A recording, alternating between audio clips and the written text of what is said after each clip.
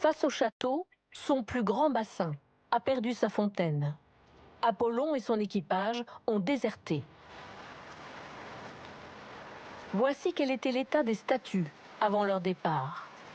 Corrosion, altération profonde du plomb et quasi-disparition des dorures. L'ensemble ne pouvait accueillir dignement les Jeux.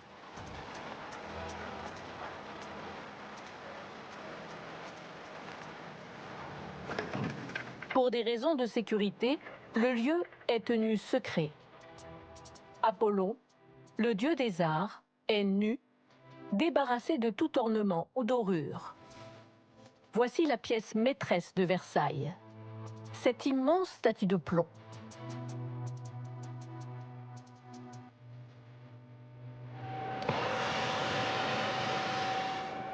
Un géant de 2,40 m de haut, fragilisé par les siècles.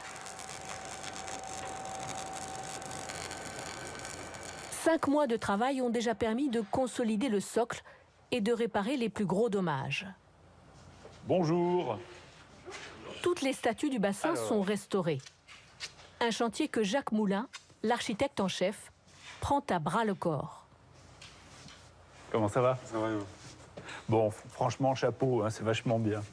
Quel plaisir d'avoir une sculpture pareille. Oui, c'est un plaisir de travailler dessus. Une telle restauration n'est jamais ordinaire. Mais cette fois-ci, elle se double d'une révélation. C'est la principale découverte faite sur l'ensemble du groupe. Le groupe, d'après les textes, d'après les archives, a été restauré au XVIIIe siècle, au XIXe siècle, au XXe, parfois fortement, au point qu'un cheval entier a été refait. Et compte tenu du vieillissement, compte tenu des vieilles traces de dorure, des salissures qui étaient dessus, tout le monde prenait cette figure d'Apollon pour une figure presque moderne, comme si elle avait été refaite tellement qu'elle n'avait plus rien d'authentique. Et dès qu'on a pu enlever les croûtes de vieilles peintures qui la recouvraient, on a découvert sans doute une des sculptures les plus authentiques de Versailles. On est véritablement dans une œuvre du XVIIe siècle, comme rarement on a l'occasion de les voir aussi intactes. C'est une performance de fonte absolument exceptionnelle. Parmi les fontes de plomb de Versailles, c'est sans doute le chef-d'œuvre. Pendant ce temps, sous l'abri voisin, les travaux de dorure ont déjà commencé sur l'attelage d'Apollon.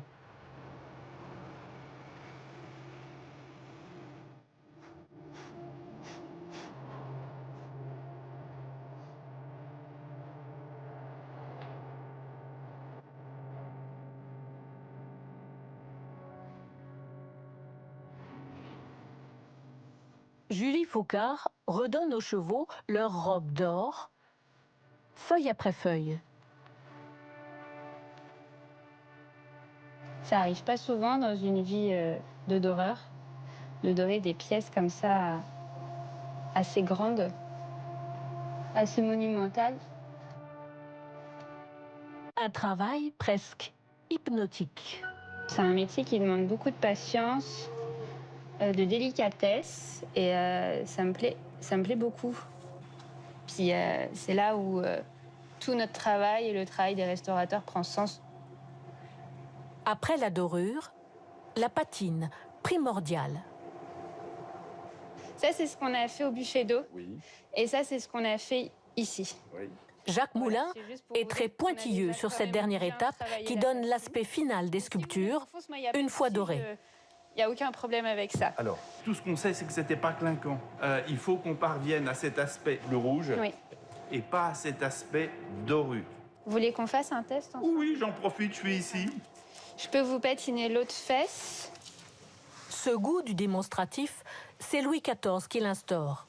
Le roi commande beaucoup de sculptures, trop pour qu'elles soient en marbre ou en bronze.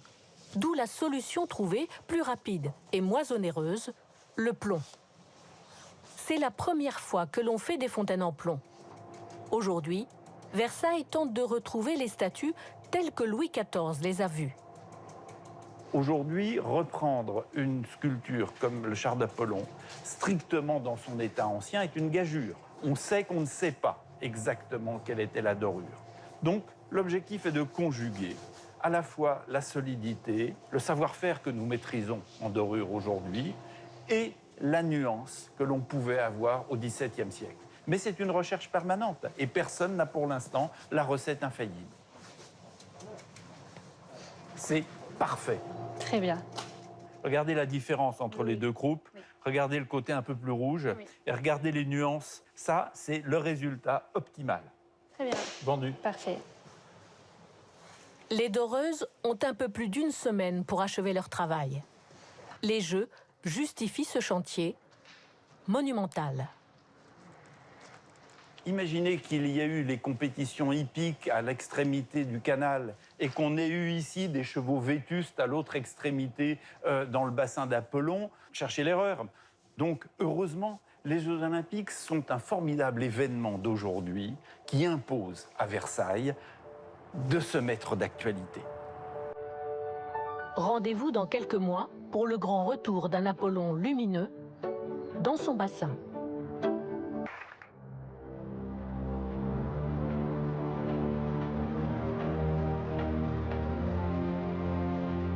Apollon a voyagé de nuit avec l'ensemble de sa troupe.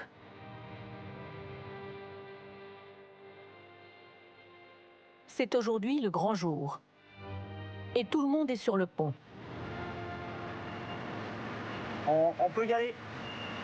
L'immense grue est prête. Le dieu doré revient chez lui.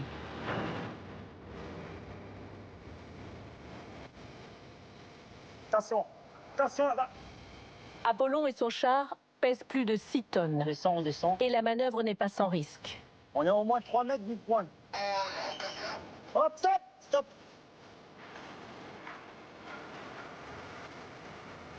Là, c'est bon. Faut qu'on pivote par là. Après les tritons, c'est au tour des chevaux. 2 tonnes et demie chacun. Il faudra 3 jours pour que les 13 statues retrouvent le centre du bassin. Voilà, c'est bon. Allez, on descend.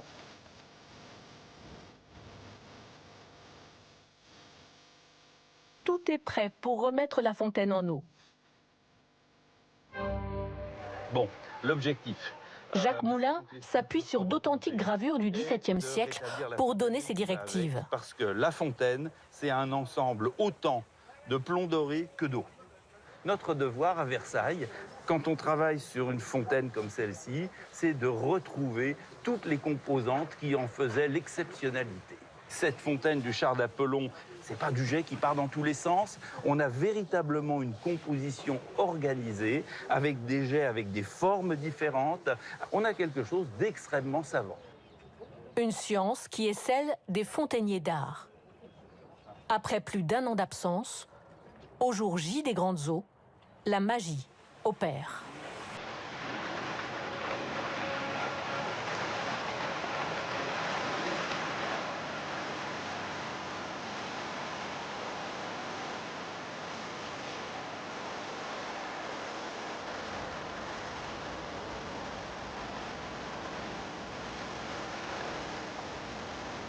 Pour les cavaliers olympiques, mais aussi pour chaque visiteur du jardin, Versailles déploie ses sortilèges.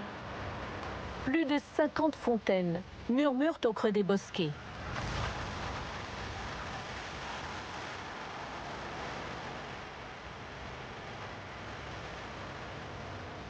À Versailles, comme à Paris, le patrimoine va donner à ces Jeux des théâtres inoubliables. De quoi marquer l'histoire olympique et inscrire nos monuments dans le XXIe siècle.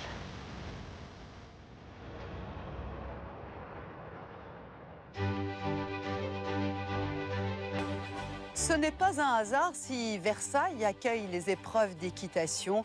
La statue équestre de Louis XIV, tout juste restaurée, témoigne de l'omniprésence du cheval depuis la construction du château en 1623. Dès le 27 juillet, les meilleurs cavaliers du monde vont se retrouver dans cette carrière sur la place de l'Étoile Royale. Le site est désormais prêt à accueillir les 16 000 spectateurs qui prendront place dans ces tribunes. Et ici, où que l'on regarde, on sent le poids de l'histoire. Grâce à la perspective dessinée par le jardinier André Lenôtre, on peut profiter d'une vue époustouflante sur le Grand Canal et au fond, le château de Versailles.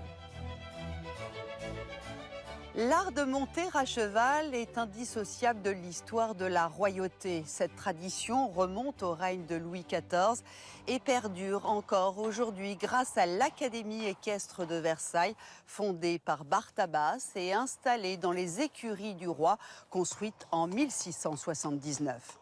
On parle souvent d'un style à la française, fait de légèreté et d'harmonie entre le cheval et le cavalier, un savoir-faire reconnu au patrimoine culturel immatériel de l'UNESCO.